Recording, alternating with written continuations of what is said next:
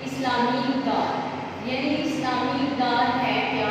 برصغیر کے رہنے والے مسلمانوں نے جو نظریہ تھا، ان کی جو بنیاد تھا، جس کی بنا پر انہوں نے علیحدہ ملک کی ڈیمانڈ کی، وہ نظریہ اسلام تھا۔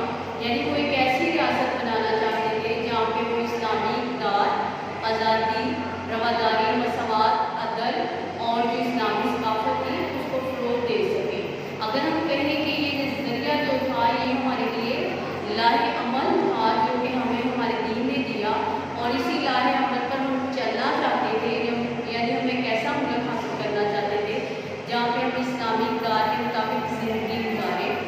اس کے جواب میں قائد محمد علی جناح نے یہ ایک موقع پر فرمایا کہ ہم ایسا فرقہ حاصل کرنا چاہتے ہیں جہاں پہ ہم اسلامی اقدار کو فروغ دے سکیں، کیونکہ متحدہ برصغیر میں رہتے ہوئے ایسا ممکن نہیں ہے۔ اگر آج بھی ہم پاکستان کو مستحکم اور مضبوط بنانا چاہتے ہیں تو ہمیں اسلامی اقدار کو فروغ دینا ہوگا۔ اسی طرح ہمارا معاشرہ جو ہے وہ مثالی اور جمہوری معاشرہ جو ہے بن سکتا ہے۔ مسلمین یعنی ریفارمرز، معاشرے کی اصلاح کرنے والے لوگ، اس ٹائم کے پڑھے لکھے باشعور لوگ۔ اگر ہم برصغیر میں لوگوں کی اصلاح کی بات کریں تو اصلاح کا کام برصغیر میں اسی وقت شروع ہو گیا تھا جب یہاں پہ پہلے مسلمان نے قدم رکھا اور اس کی اصلاح کے نتیجے میں پہلا ہندو مسلمان ہوا۔ اس کے بعد وقتاً فوقتاً مختلف موقعوں پر مسلمانوں کے لیے ایک قوم کا جو ہے وہ لفظ استعمال کیا گیا، کیونکہ مسلمانوں کی برصغیر میں آمد کے بعد دو قومی نظریے کا جو سفر ہے وہ شدت کے ساتھ ابھرا۔ اس سے پہلے برصغیر میں صرف ایک ہی قوم آباد تھی، وہ ہندو تھی، لیکن مسلمانوں کی آمد کے بعد یہاں پہ دو قومیں آباد ہو گئی، ایک ہندو اور ایک مسلمان۔ 1867 میں سر سید احمد خان نے سب سے پہلے مسلمانوں کے لیے دو قومی نظریے کا جو لفظ ہے استعمال کیا۔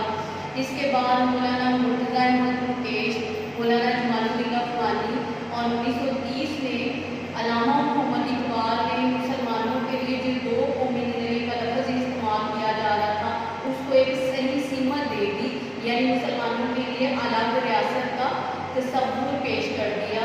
یعنی وہ خیالات جو صرف اسی بات تک محدود تھے کہ برصغیر میں دو قومیں آباد ہیں، ٹھیک ہے، مسلمان جو ہیں وہ اپنی ثقافت اور مذہب کی بنا پر اور اپنی اقدار کی بنا پر دوسری اقوام سے مختلف ہیں۔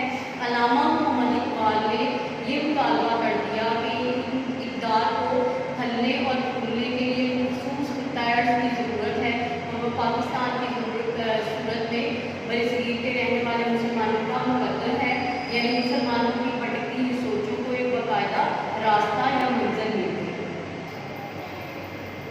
یہاں پہ برصغیر کے مسلمانوں کے معاشرتی اور ثقافتی حالات کی اگر ہم بات کریں تو برصغیر کے رہنے والے مسلمانوں کا ایک مخصوص نظریہ، ٹھیک ہے، جو کہ دین اسلام کی بنیاد پر قائم ہوا، وہ پروان چڑھا۔ اور جب متحدہ برصغیر میں ہندو اور مسلمان اکٹھے تھے تو ان کی ثقافت پہ ہندوؤں کی ثقافت جو ہے وہ حاوی نہ ہو سکی، بلکہ مسلمانوں کے جو رہن سہن کا طریقہ تھا، جو مسلمانوں کے علیحدہ مذہب کی وجہ سے ایک ان کی منفرد نسلی، تمدنی، سیاسی اور معاشرتی جو ان کا معیار تھا وہ برصغیر میں بھی قائم رہا اور پاکستان بننے کے بعد بھی آج بھی قائم ہے۔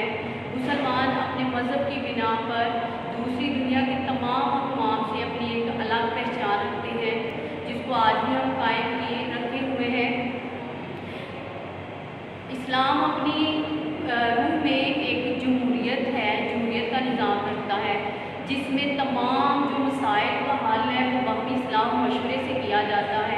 اگر ہم یہ کہیں کہ اسلامی نظام کی بنیاد جو ہے وہ جمہوریت ہے تو یہ غلط نہیں ہوگا۔ آج کا معاشرہ بھی جو ہے اسی بات کا متقاضی ہے کہ جتنے بھی مسائل ہیں ان کو عوامی اور سیاسی اور معاشرتی سطح پر مل جل کر حل کیا جائے۔ اس طرح معاشرے میں ہم امن و سکون سے رہ سکتے ہیں اور ہمارا معاشرہ جو ہے وہ ترقی کی راہ پر گامزن ہو سکتا ہے۔ آج کا ہمارا جو ٹاپک ہے وہ اتنا ہی، اپنا بہت سا خیال رکھیے گا۔ اللہ حافظ۔